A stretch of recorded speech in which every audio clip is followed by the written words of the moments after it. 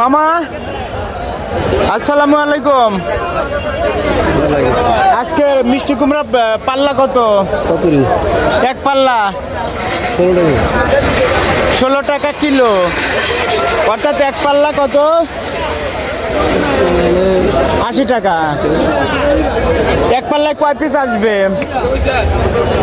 কত পিস আসবে?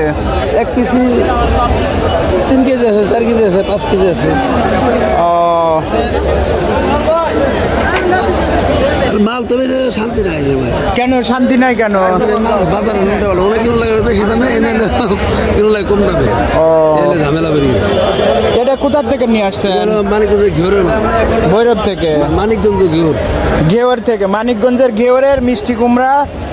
এই দর্শক আপনারা দেখতে পাচ্ছেন মিষ্টি কুমড়া আজকে কেজি 16 টাকা, পাল্লা 80 টাকা। আচ্ছা আচ্ছা, অসংখ্য ধন্যবাদ সবাইকে।